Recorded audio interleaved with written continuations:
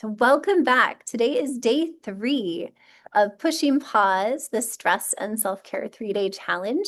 It has been such a pleasure to get to chat with and see and support so many folks through this process. So thank you all for being here, whether you're live or watching the recording. And thank you for taking the time to support yourself and to practice some self-care here. So today we have another quick 60-second helper to offer you some self-care and some stress relief. The way that this is worded in the title of the challenge, it kind of makes those two things sound like they're separate, right? Stress relief and self-care. But maybe you've noticed over the course of the past 2 days that stress relief is a form of self-care. It is not the only form of self-care. We'll also talk today about a few strategies that you might use in daily life to help support resilience and lowering those levels of stress hormones like cortisol to support you as you move forward. But to start off today, I'd like to jump right in and offer this next practice. So this, again, is another one of these tools that can be so simple we almost forget to do it or overlook the power that it has. This does go by a few different names.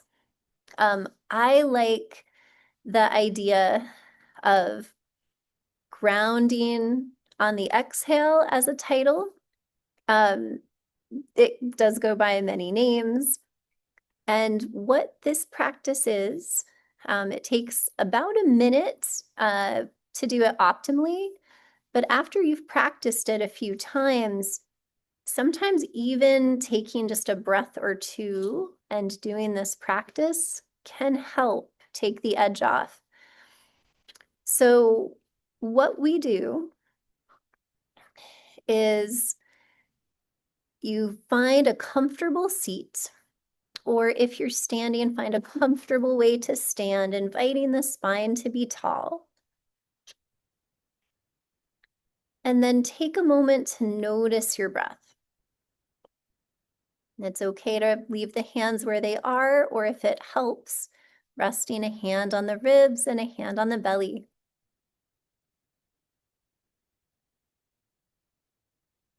And then when you find your next exhale, you might imagine your feet sinking into the floor if you're standing, or your hips starting to sink into your chair if you're seated.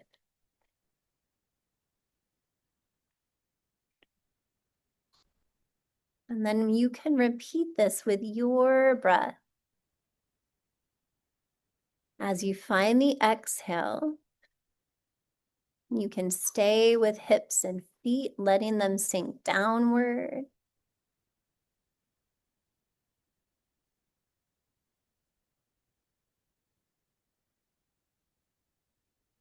Or you might begin to notice if you find tension elsewhere, like the shoulders. When you find your next exhale, allow the shoulders to soften. Or maybe it's the jaw that's holding tension.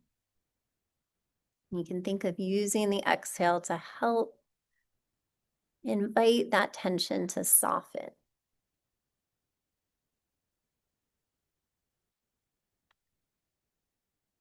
And then when you feel ready, you might offer yourself some gentle movement. It could be a little shift side to side, or a gentle twist after that. Taking a moment to notice how you feel. And so much like our practice from yesterday, this helps signal safety to your nervous system. The slow exhales tell the body it's okay to lower those levels of cortisol. It also helps interrupt if our mind has gotten into a stress loop with some stressful thoughts that are on repeat.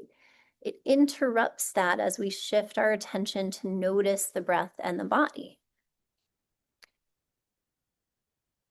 And again, it can be such a simple thing to do. We're breathing all the time. I remember when I was a student in one of my first yoga classes and the teacher would tell us to breathe, and I would think it was silly, like, I am breathing. But then when I started to notice, oh, actually I'm not, I'm kind of holding my breath right now. I could breathe, and oh wow, this shape I'm in feels very different when I breathe. So our breath can be such a useful tool. So this is our practice for today and our practice for the challenge. I like to think of it as the ground and exhale. Sometimes people think of it as exhale and soften. It does go by some other names. It's nice to practice for a minute or more. It is a shorter version of some of the progressive relaxation exercises that you can do with the whole body. If you have time, you can start with your feet and softening the feet when you exhale. Those can be very lovely and helpful as well. But this short and effective version can make a big difference. There's something kind of magical that happens when we focus on where we're touching down on the floor, the chair, or the ground. It's been shown to reduce extra activity in the mind. So anxious or racing thoughts lower. And then it's also a great indicator and reminder that feeling calm, we often can't think our way into feeling calm. It's a mix of having mind and body together. And when the body feels supported, when the nervous system feels regulated, it's much, much easier for the mind to find that calm state. So that's the challenge practice for today. And then I'd also like to offer a few thoughts here. We've focused this challenge on really short but very effective techniques and tools that you can use to help support you, to help lower stress, to help you bring in those moments of self-care.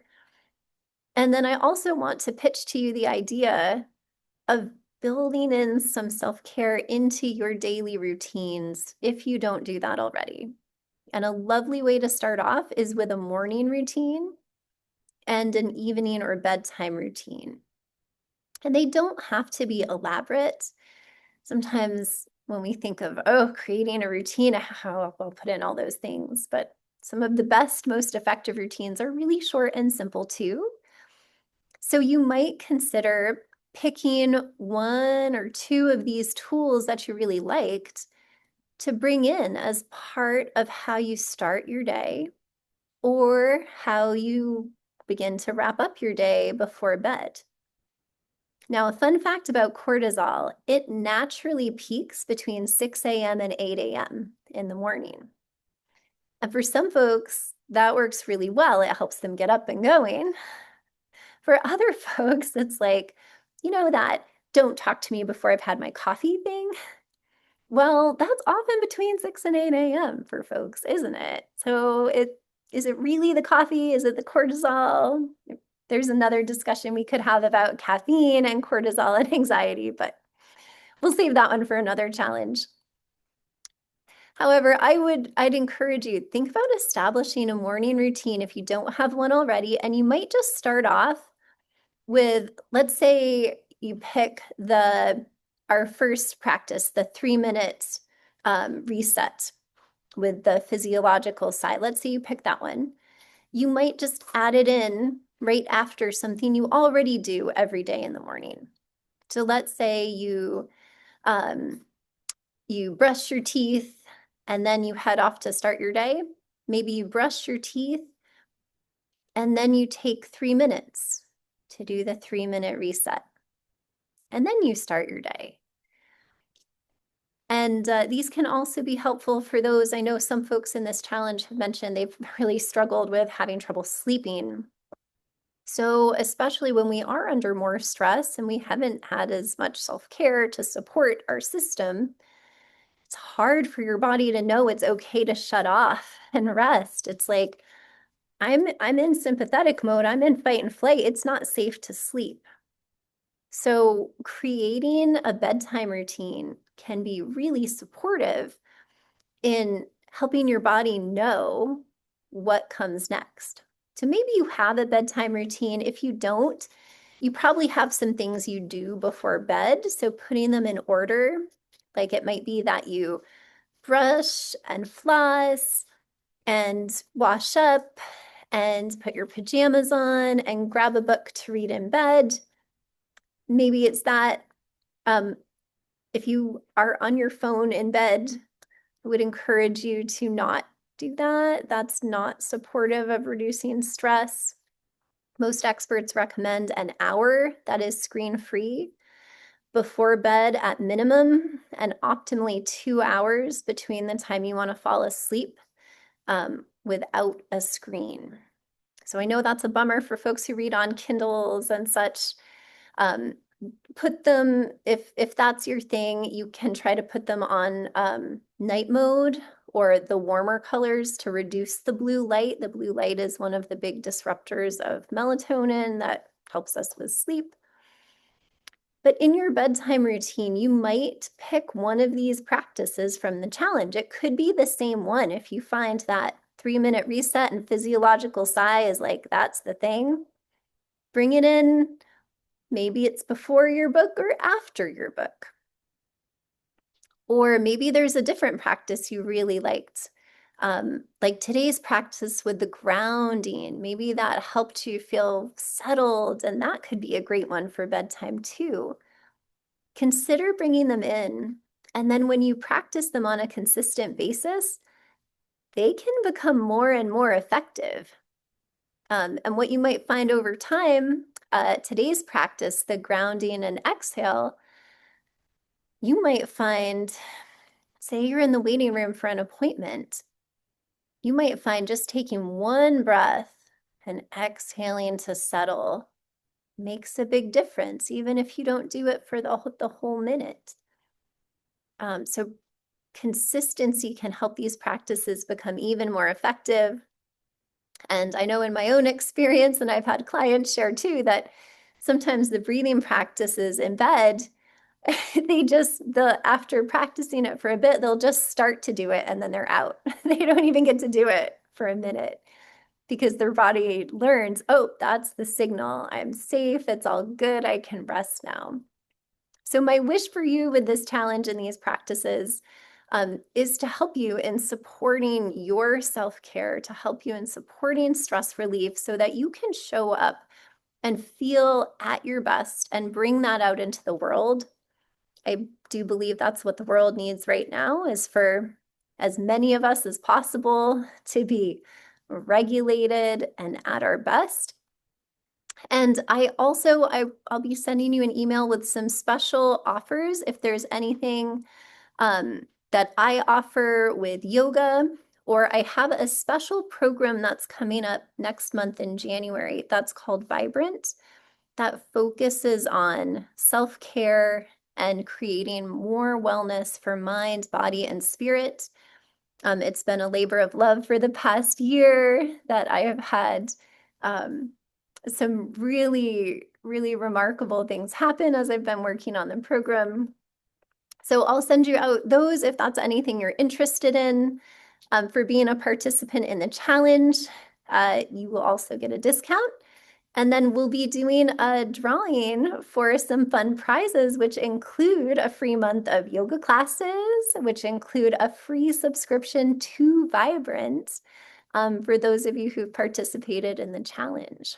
So just by signing up, you're entered And then if you post anything in the Facebook group, that's another entry as well. Feel free to drop me emails with comments and questions, and I'll pop those in as entries too. If you're here live, feel free to stick around and we'll chat and answer questions that might be popping up. Or if you're watching the recording, email, Facebook message, I'm still happy to chat and help on all these pieces. And good luck with the prizes. We'll be drawing them off. We're recording this live on December 20th. I'll be drawing them off on the 23rd. So if you haven't, hopefully you're watching this before the 23rd, but if you haven't already, feel free to pop in the Facebook or drop me an email if you'd like to get another entry for those fun prizes. And many thanks again for taking the time to take care of yourself. Again, it sometimes feels selfish, but I really think it's a gift both to you and to those around you and the world at large.